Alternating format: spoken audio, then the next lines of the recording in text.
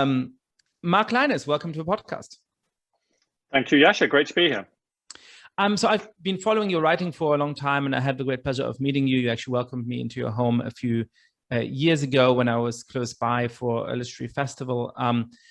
You started off life as an environmental activist, and you were very active in the movement to oppose GM crops. In fact, you destroyed some fields with GM crops. Tell us what got you into that activity and why over time you changed your mind about it. Well, that's a long story, so I'm glad we've got a whole hour for this. I don't remember the moment that I kind of self-identified as an environmentalist, for want of a better way of putting it, but it goes right back to my childhood. And even when I was doing high school, I remember doing a kind of dissertation on global warming, or the greenhouse effect as it was known in those days. That was way back in the mid 1980s. But when I left university, I got very involved in the direct action movement, and we were opposing the government's road building program. So going and setting up trees and tree houses, building, living down tunnels, all that kind of thing. And then when the GM crops issue came up, and it was something which was brought to us actually by activists from Greenpeace, we just felt this had to be stopped. This was some kind of awful genetic pollution that was going to go out and devastate the countryside, and was going to make farming chemical dependent and even more industrialized, and all the things that we were against. And so, yeah, we had a campaign of direct action, which was incredibly successful, and destroyed all of the GMO test sites that were ongoing in the UK at that time, and this was in the late 1990s, and basically stopped the entire scientific effort, exported the whole issue to Europe, and it remains de facto banned across the whole of the European continent to this day. So it was the most successful environmental campaign I've ever been involved in. Unfortunately, it was wrong, and that's that's a realization that I came to very gradually, much later. But it's one of those ironies in life that the things that you do that succeed turn out to have been wrong-headed to start with. Well, that's the most consistent idea in the history of ideas, right? I mean, careful what you wish for. Die Geister, die rief, werde ich nun nicht los. Exactly, the Goethe poem, the spirits I beckoned, I can now not get rid of.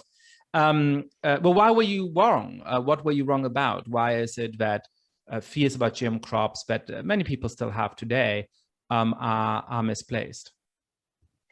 Yeah, well, there's different dimensions to this. I mean, there's the kind of political economy dimension: who controls the technology, whose benefits is it being put to? But there's also the scientific question of, is it safe to be deployed? And now you have this peculiar situation where the corporate political economy questions are no longer considered particularly by most people, which actually are the legitimate questions, I think, whereas the stuff about it's going to give me cancer or it's unsafe in some way are widely believed, and there's no scientific evidence for those at all. And we've got data now, because GM crops have been used in North and South America and elsewhere for, well, over 20 years, showing the impact of the technology. And it's quite clear that it's a benefit for the environment, because it's helped improve yields, and it's also helped reduce the application of agricultural chemicals, particularly insecticides. So, when you have 20 years of data, it's, I think, quite valid to change your mind and say, actually, this is a technology that's driven agriculture in a more sustainable direction. And when it comes to the genetics and the sort of the unnaturalness of moving genes between species, that's also not what it was cracked up to be. I wonder whether part of the moral mistake that many people have made with GM crops, and I'm very much on your side of this debate, is sort of thinking about risks and benefits in very different ways. So there was a huge exaggeration of the risks, and it turns out that there really was no reason to fear those risks. But there was also, what I find most striking, a real lack of focus on the benefits. Now, one of the benefits, as you're saying, is making some of those crops more sustainable because they need less water, for example. But another benefit is, really for human health. My understanding is that I believe it's a strain of rice that was cultivated in one part of the world where people had a crucial vitamin deficiency, which made many people go blind. And this rice was going to help hundreds of thousands of people not go blind. But I think because that is a benefit that is in the future, people don't weigh it as heavily as the kind of risk of an activity. So I guess, how can we take more seriously potential benefits of technology when we consider about what to adopt, what to put research money into, etc.? Yeah, I think we can learn from history about the failure of GMOs in terms of the failure of the scientific community to make its case and to be heard on that. And for me, looking back at this and as a sort of minor participant, I think the failure was actually to deploy the technology in a way which was obviously beneficial at the outset. So the first GM crops that were made available widely to farmers were Roundup Ready, which enabled Monsanto to sell more of its herbicide in the same package, along with patented seeds to farmers in North America in a very industrialized agricultural model. That's not something that people were excited about. It looked like it was driving farming in the wrong direction. And, to some extent, I still share that concern. But the second generation then were about reducing insecticide use by making it possible for crops to basically protect themselves. And you mentioned golden rice, which is like third generation of nutrient enhanced GM crops. And now there's all sorts of other things as well. I mean, you could there's fish oils which have been bred into oil seeds, which can mean that we can get these really important nutrients without having to devastate the world's oceans. There's so many different traits which could be really, really beneficial, but it's now too late because most of the world has got this idea that the GM crops are wrong in some way. And the opposition is, you use the word moral, it is moral. It's not about a risk-benefit analysis. It's almost like it's sacrilegious to do what scientists are doing with GM crops, and the level of moral opposition is therefore absolute. People don't weigh up risk and benefits. They say, I'm against this and I will always be against this. And that's the situation we're in. So it's almost like the debate is completely blocked. Yeah, it's become what Jonathan Haidt in his podcast a few episodes back called a sort of sacred value, right? That exactly is just wrong. And no matter what you might say about the benefits, that's irrelevant because you're doing something that we have to oppose no matter what. What is the way in which you ultimately came to change your mind? And there was a very dramatic way in which you announced that you changed your mind at the Oxford Farming Conference, which I take it as the conference where a lot of organic farmers and people who, had the deepest belief that GM crops are wrong assemble. And you held a keynote in which you, publicly reversed your opinion on this. Tell us how you got to that point and what that day was like. Yeah, so I mean, it's not for nothing that most people don't change their minds about significant issues. I mean, you'll know all about the tribalism thing. So I was very involved in the environmental movement, and that's not something that people, the GMOs issue was a complete red line for everyone, and it still is. And so I was very aware that if I changed my mind on this and I spoke out publicly, that it would put me at odds with many of my friends and colleagues, and in fact would lead to me being more or less ousted from the movement. And so it was something which I gave, obviously, a lot of consideration to about whether I actually wanted to go there. I mean, was it really that important? But the reason I realized in the first place was that I've been doing a lot of work on climate change.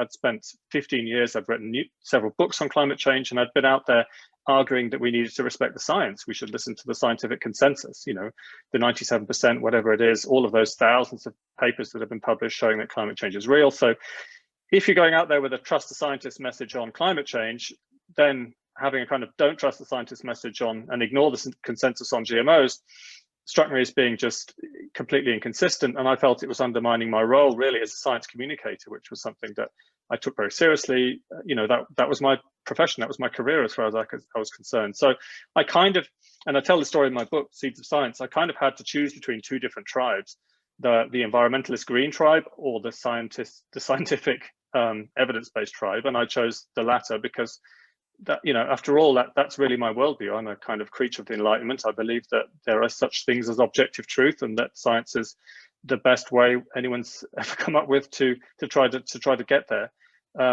And so I was driven by conscience as much as anything. And yes, I stood up at the Oxford Farming Conference, which is the kind of the big UK meeting where all of the big all the farmers, large and small, come to that. The Secretary of State, the government minister always gives an address. I think I came after Prince Charles, who'd given a video speech. Of course, he's a famous proponent of organic farming and very anti-GM himself.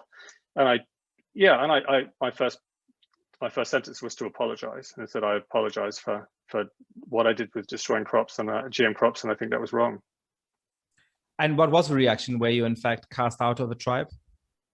Yeah, I was completely excluded, and people who I'd known and been to parties with and shared many long late nights with had signed a statement denouncing what I'd done, and they went about it. They had to find an angle, and they said that I'd hyped up my role, and basically this whole thing was kind of a career ploy on my part. So it was they wanted to make me look self-interested. So that was particularly spiteful, or it came across that way. I mean, I guess when you're involved in something you care about as deeply as they do and I do, it's just irreconcilable, and you'll say what you could think to do the most damage. But it was a pretty unpleasant situation. And I think it's an interesting thing that so many people believe that their side of an issue is so obviously right that they come to suspect that anybody who disagrees with them, cannot have decent motives. They cannot have come to that conclusion because, that's where they believe, whether they're right or wrong, the evidence pointed them. So, if somebody who I know is smart, who I've hung out with, is suddenly advocating for something that I find abhorrent, what's the explanation? Well, there must be a grifter. There must be a terrible person. And you see this cropping up online all of the time, right? Where people they must be corrupt. Accused, they must be taking money from grifter, Monsanto, right? Or like careerists. Yeah. And I think that's a very interesting element of online discourse at the moment as well. Now, you alluded to your work on climate change and the way in which I think people often think in terms of sacred values in that context too. I know that there's a question that you like to ask audiences about a kind of carbon fairy. Would you share that question with us? And yeah, I mean, this isn't my original idea. I can't remember where I first heard it, but if you're in front of an audience of 200 or 300 people, and you say who are desperately, deeply concerned about climate change, they would do anything to stop this problem, and they're devoting their whole lives to it. And you say to them, well, imagine there's a carbon fairy that can wave a magic wand and push the problem goes away. Would you do that? And then perhaps we can pause for just 5 seconds for people to ponder this question for themselves. So if we can wave a magic wand and climate change goes away as a problem, would you wave a magic wand? Go ahead, Mark. Yeah, almost nobody waves the wand. People, and that's just fascinating. I find that utterly fascinating, and it also is useful information because it tells us there's a lot more going on here than just the wish to reduce CO2 concentrations in the atmosphere. So if you're right that 90% of people won't wave a wand, then I assume that some of the people listening to this podcast won't want to wave a wand either, or that at least they're uncomfortable with waving the wand. What's the reason for waving the wand?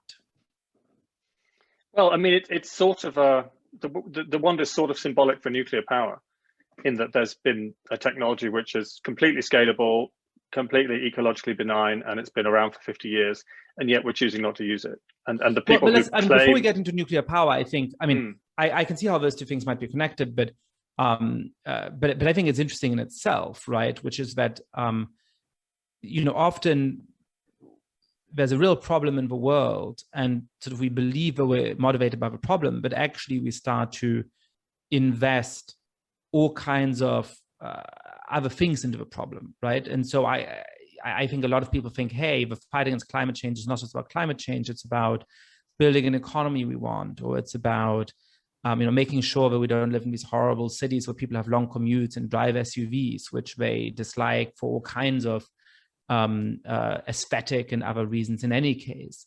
And so I think part of what people feel would be lost if we can just wave a wand is that sort of this great transformative opportunity is gone. And by the way, I think that's precisely why it's so hard to get people on board with the fight against climate change. I think a lot of people in the United States and other countries feel like well, you know what? You're using all of this climate change stuff as an excuse to tell me how to lead my life, to tell me how to change my lifestyle, to tell me that I'm a bad person.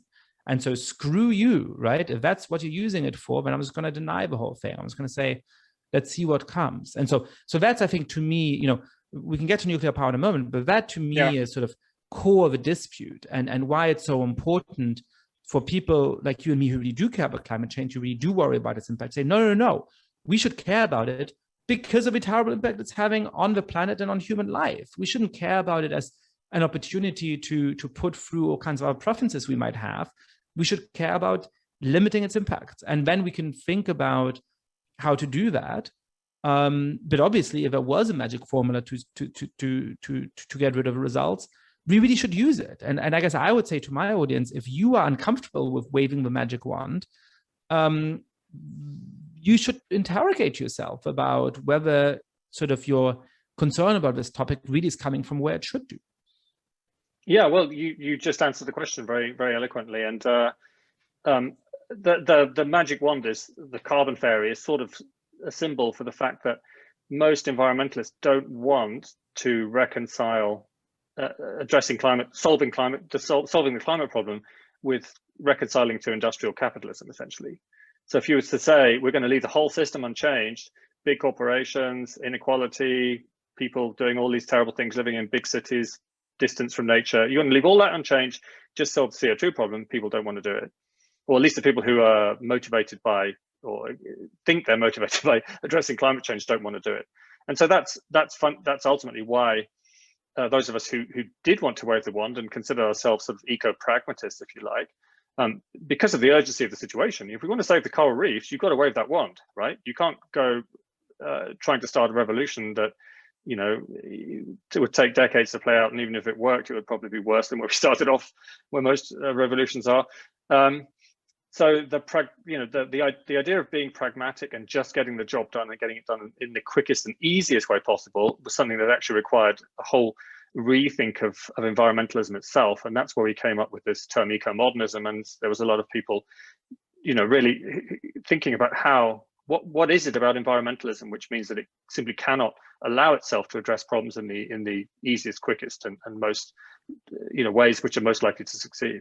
So explain those ideas to us. You mentioned eco-pragmatism and then eco-modernism. How is that a challenge to a traditional orientation towards environmentalism, and why might an embrace of eco-modernism help us to actually save problems like climate change? Yeah, well, I mean, I have to generalize here, and I know a lot of people who consider themselves environmentalists will object to the way that I'm generalizing, but for me, this is the only way I can make sense of this. And if you wind the clock back to the Industrial Revolution and the whole reaction against that of the kind of the Romantic movement, I think those essential schisms are still there, and that's essentially the difference between eco-modernism and traditional environmentalism. In that traditional environmentalism has always been about getting humans back in touch with nature, being back in harmony with nature, and it's coupled with ideas of Mother Nature being somehow benign and almost like Gaia, sort of godlike figure. But either way, nature is good. Nature is something you want to be close to, and the ways in which humans have separated themselves from nature are fundamentally bad, both in a ecological and in a kind of moral sense. They're bad for us, even as humans. And that then does mean that there's lots of things you can't do. You can't use nuclear power. You can't use technology, because technology itself is part of the problem. That's one of the ways in which humans are becoming more and more cut off from nature. And so I think that's probably the fundamental philosophical difference. I think it's quite a deep one. I think it really goes back to what your perspective is of modern civilization itself.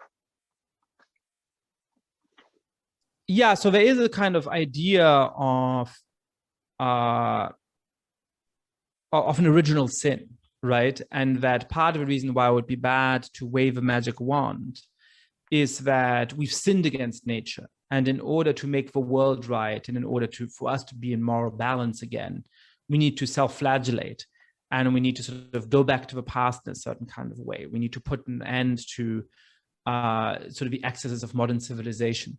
And if there was some way that we can solve climate change that doesn't do that, that can't, or at least shouldn't work, because we're not expiating our sin. I think it's a way in which there are religious overtones in some of these kinds of movements. Now, I think one of the reasons why you're a little hesitant about this is that you're working with countries that are at the forefront of potentially suffering the consequences of climate change.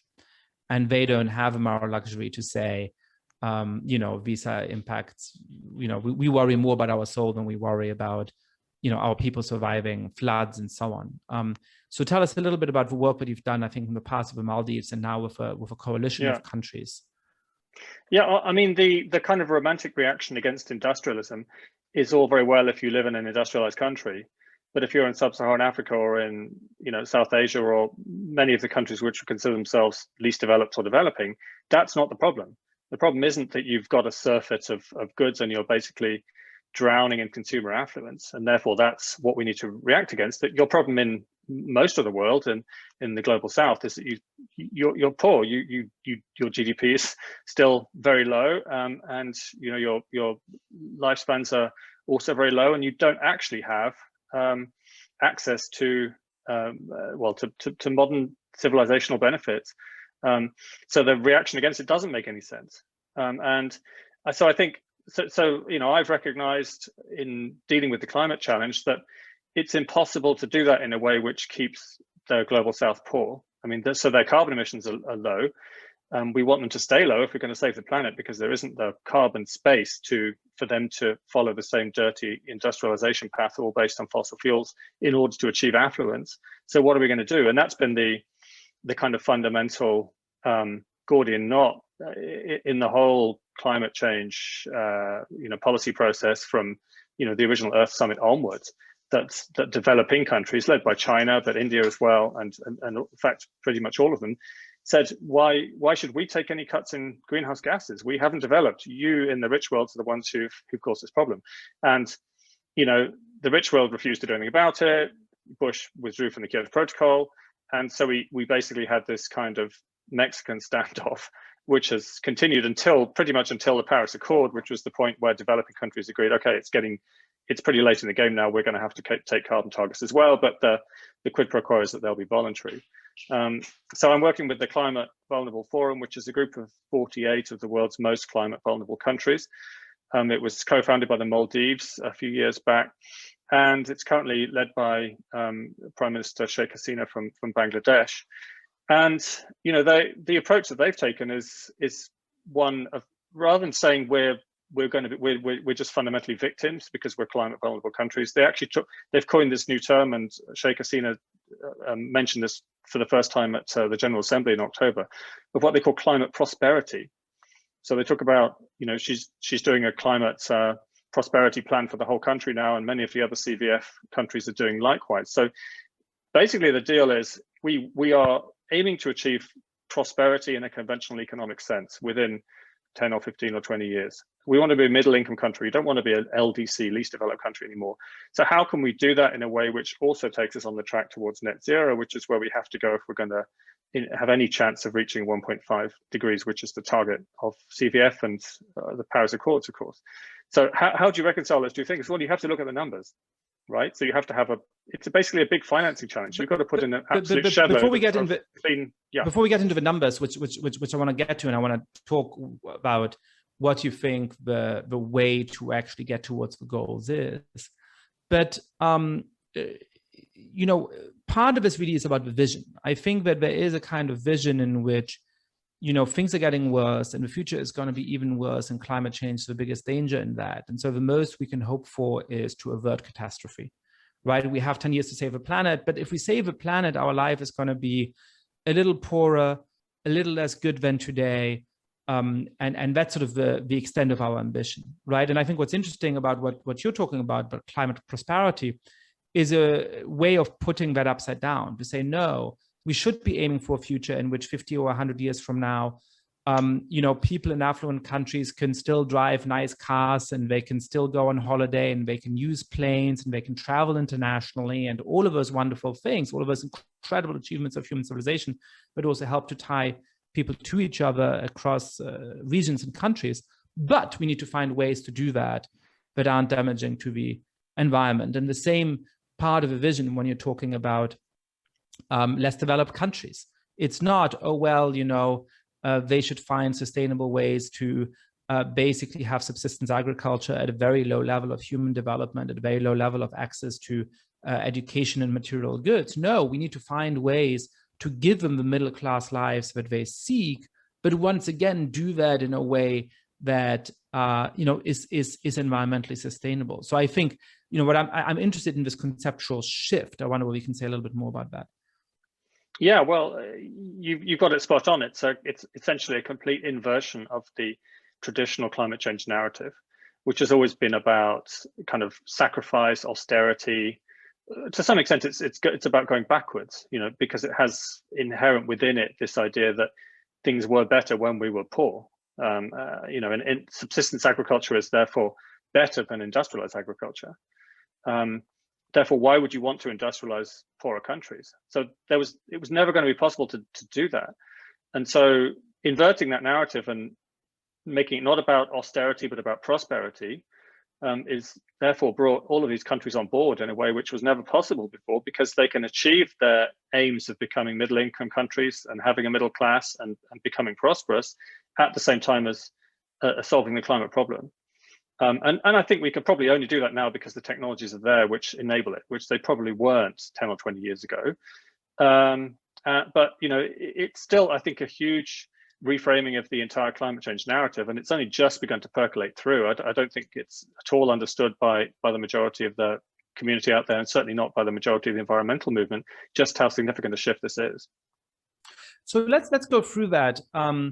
What gives us reason for this optimism that we might actually be able to achieve climate prosperity while increasing the standard of living, especially of people around the world who are in most urgent need of that? What technological developments have there been in the last 10 or 20 years that give us reason for optimism? Well, you can now, basically there's now technologies which are either available now at cheap cost or are becoming available, or at least you can visualize them to enable us to solve all of the problems that climate change has thrown up. And I mean everything from methane emissions from livestock to aviation to electricity sector. There's a whole spectrum of different technologies because these are all different problems with very different sources. But we can now imagine ways in which all of them can be addressed and done in a way which doesn't mean we have to fundamentally change our lifestyles in a way that most people would perceive as being a shift backwards. So I think that's a different position from where we were a decade or two ago. So talk us through some of those changes, even if it's in detail. I think it'll be really helpful for people to understand what they are. I mean, the most obvious one, it seems to me, is the plummeting cost of renewable energy. Tell us about that, but then also about what that is missing, why there's all these other technologies that perhaps are less on people's minds that are as important. Yeah, I would put the plummeting cost of solar PV at the top of the list.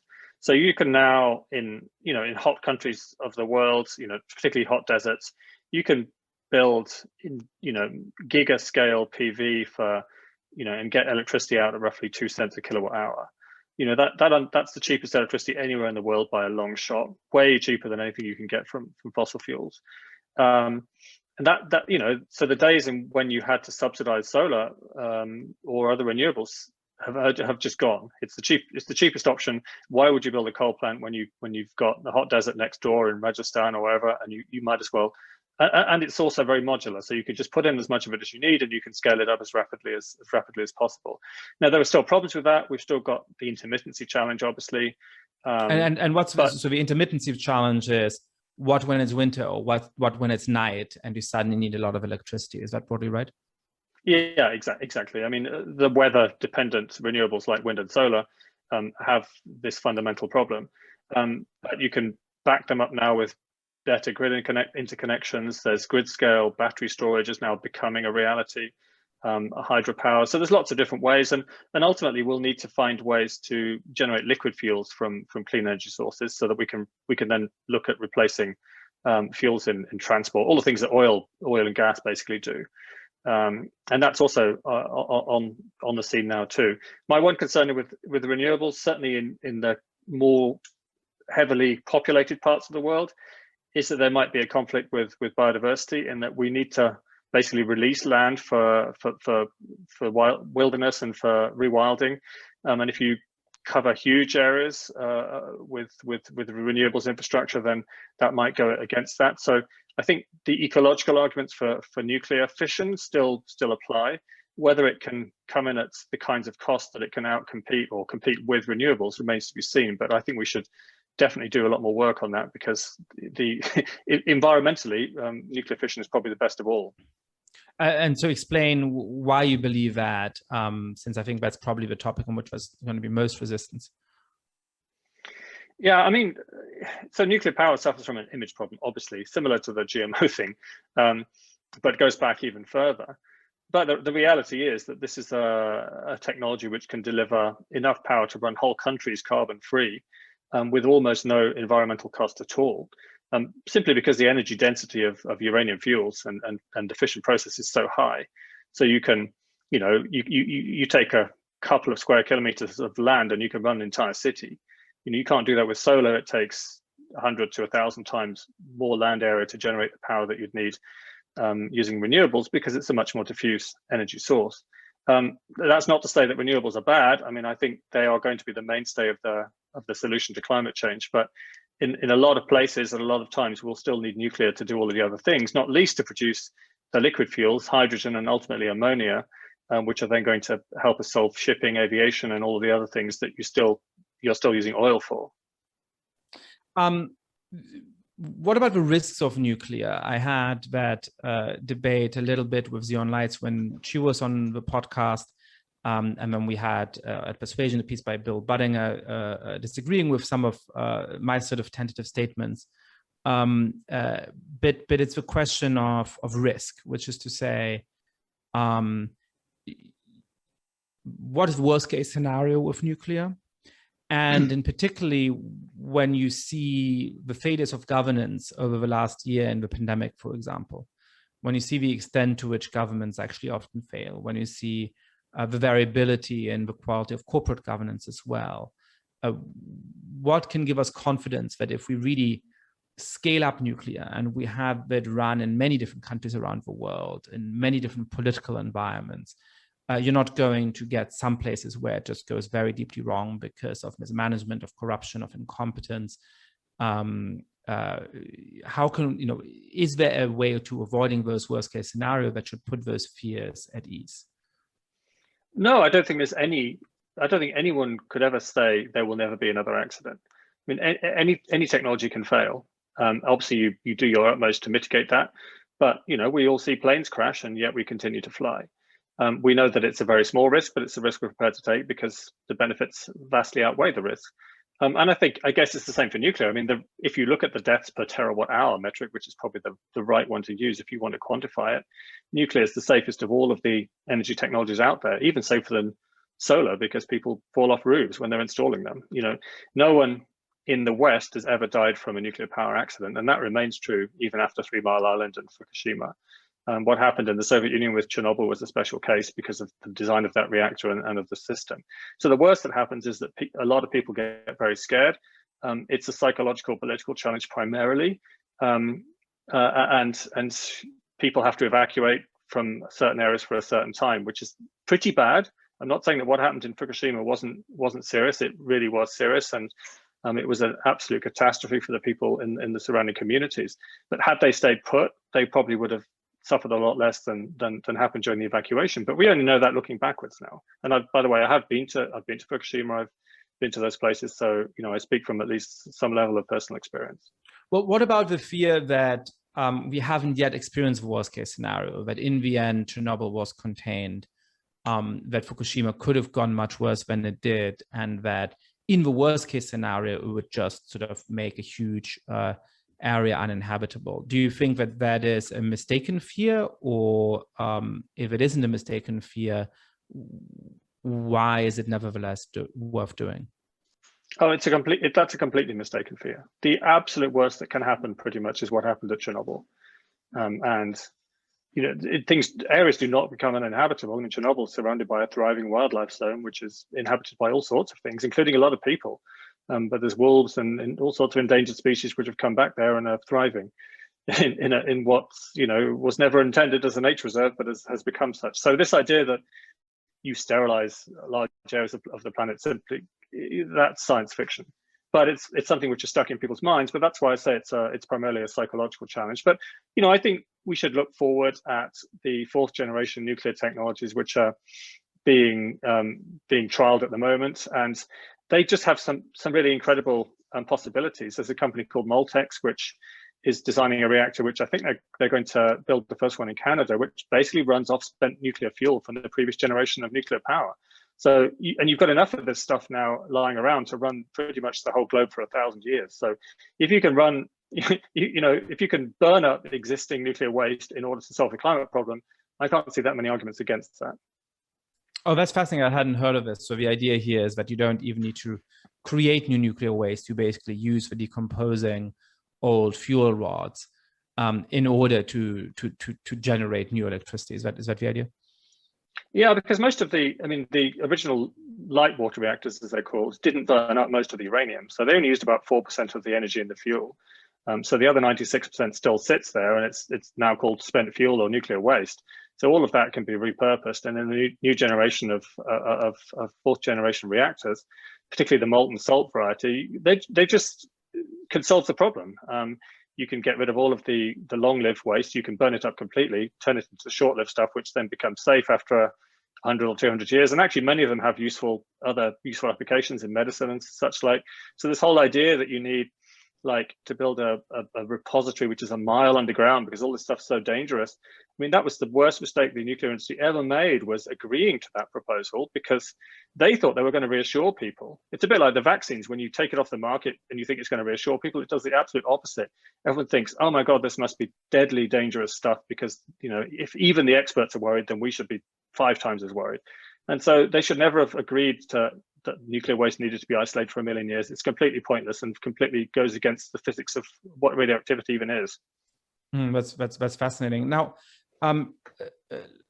let's say we agree with this stance. How do you allay people's actual fears about it? I mean, you said that the most impactful thing you ever did was to help stir up opposition to GM crops. And of course, as you're pointing out, even though we now have very clear and reliable evidence of its safety, fears about GM crops remain very widespread, and many parts of the globe continue to ban them.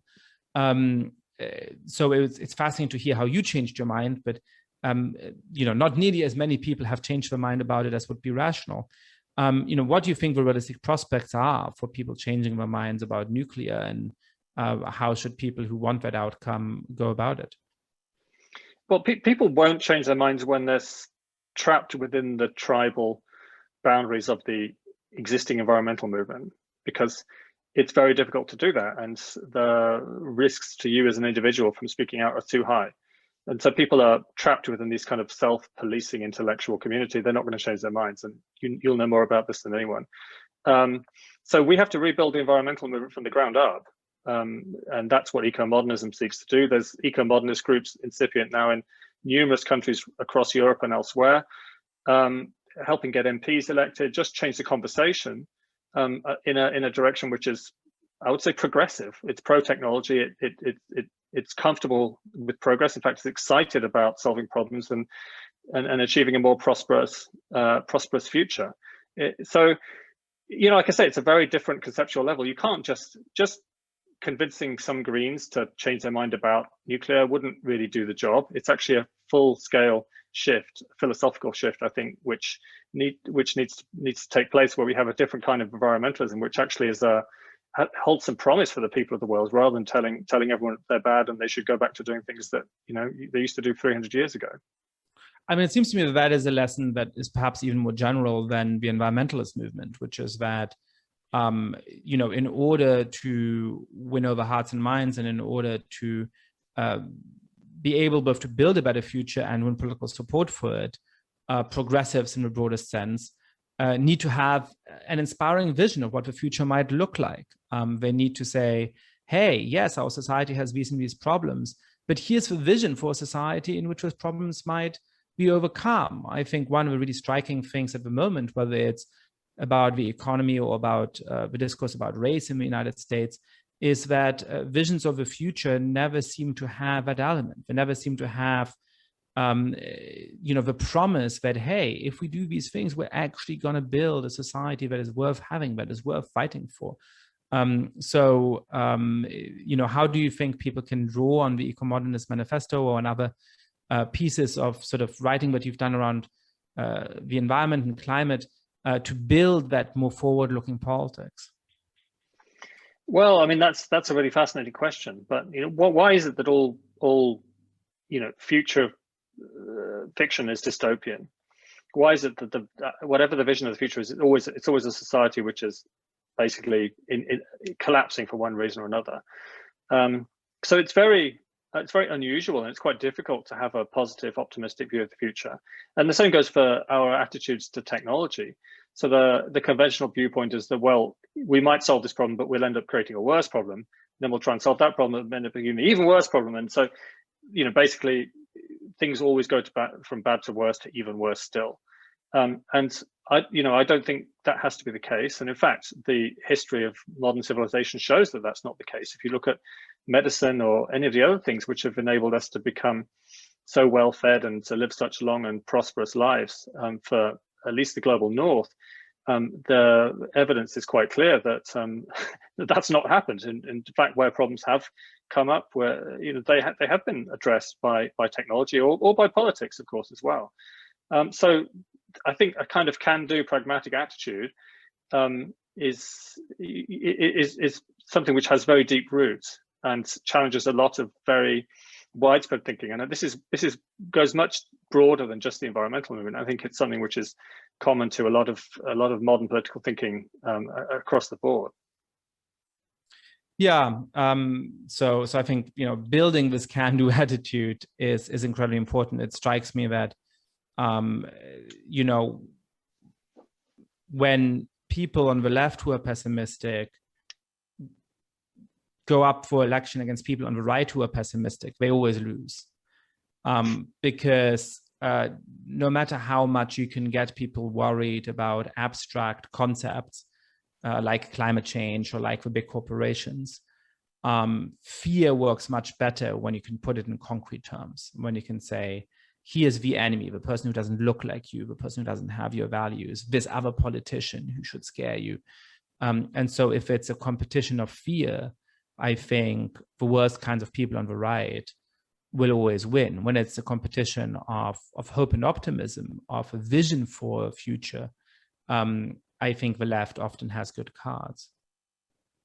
Yeah, and I think we're probably on the wrong side of the populism moment as eco-modernists, because it's anti-populist. It's about an evidence-based perspective, and it's about solving problems, whereas populism, to my mind, is about cheap solutions where you're just basically blaming other people. So I see a lot of commonality between, I don't know, the anti-vaccine movements, the anti-GMO movements, the anti-nuclear movements, all these movements which say don't trust science. They're all very anti-elitist. I mean, it's kind of Trumpian. It's actually quite authoritarian when it comes down to it, because it's trying to stop scientists from innovating, and it's trying to stop us from being able to solve problems. And it ends up just defending the status quo. And by the way, this is a phenomenon which really afflicts Europe as much as anywhere.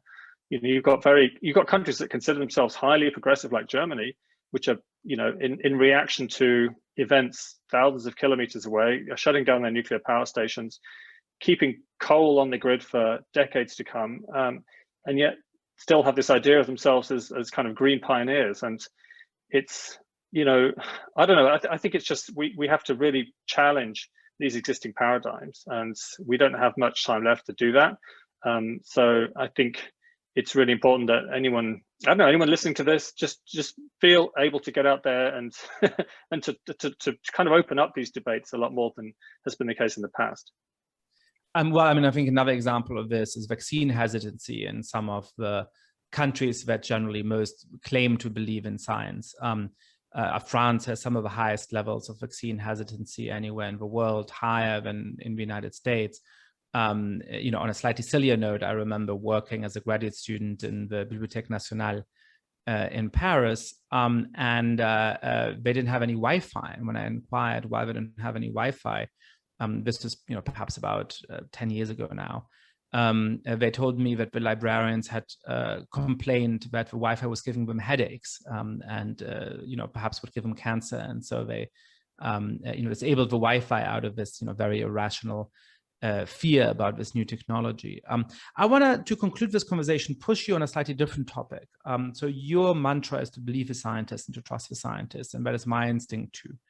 And I think of all of the many failures in the pandemic over the past year, science clearly has come out incredibly well. I mean, it is astonishing that we have not just developed and invented, but tested and rolled out at immense scale a vaccine against this, terrible and novel disease. The speed with which we have done that is unprecedented in human history, and it is, a true lifesaver if we're able to go back out and start enjoying our lives in the next months. It is thanks to the achievements of these scientists. At the same time, I have to say that I have become much more skeptical of experts in a certain kind of way.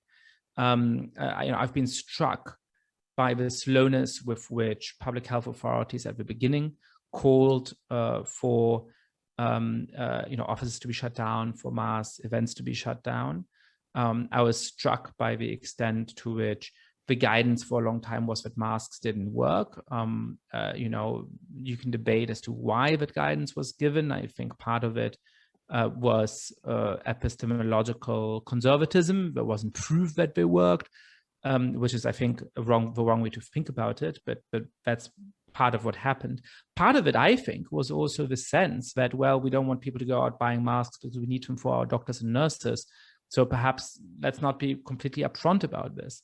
There's many other things, public letters by public health experts that made claims about the safety of outdoor protests, which I think were at least dubious.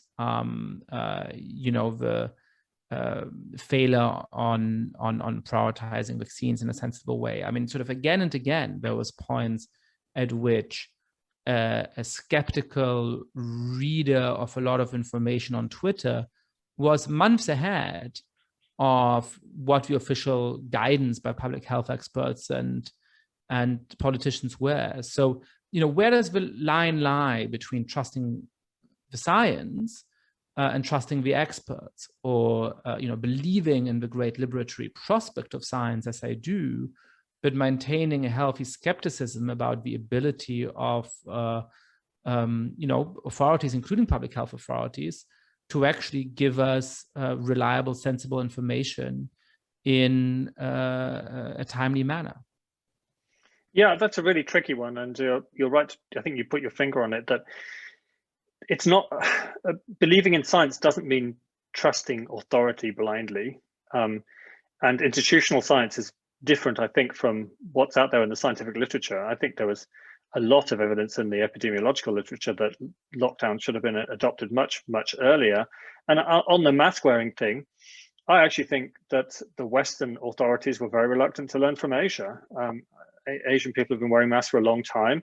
What they'd successfully done with the SARS epidemic a decade earlier was obvious in terms of lessons learned. And yet, so I think there was a kind of, I wouldn't want to say it's racism, but there was definitely a sense of superiority that us in the West are more scientifically advanced. We have nothing to learn from the likes of China, Taiwan, or Singapore. And I think they've come to rue that day. But yeah, so overall, it's been an enormous victory for science and technology that we have vaccines produced on an incredibly rapid scale. And thanks goes to the Trump administration, I guess, for this one thing, Operation Warp Speed. And not just using traditional vaccine platforms either. I mean, the mRNA platform's never been used before. I mean, it was being developed for cancers and other stuff. And even the Oxford AstraZeneca vaccine, the by the way, genetically modified virus, which we're all having injected into our arms. All these things are very new technologies. And so in the same way that war gives a big boost to industry and technologies in some ways, the pandemic, I suppose the one good thing is it's going to give a huge boost to medical technology in ways which will play out in beneficial ways that we still can scarcely imagine. So the world can be better after this pandemic. I think we haven't dropped climate change. We haven't we haven't turned insular. Yes, there's some issues with vaccine nationalism, and we need to get the poorer countries vaccinated as rapidly as possible. But I still think that we can emerge from this pandemic better than we went into it. And it's a terrible tragedy for the people who've died, and for the families who've lost a loved one. But we can learn from this, and we can enjoy a better century because of the lessons that we'll have learned from COVID-19.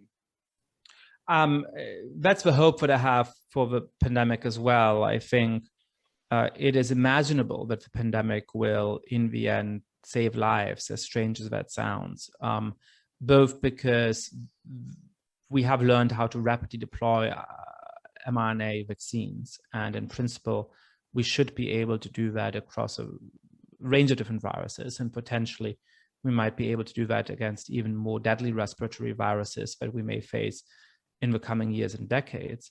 And also because it may help us solve long-established diseases. The biggest killer, the biggest way in which climate change kills people, according to many of the projections, is actually an expansion of the geographic zones in which people might suffer from malaria.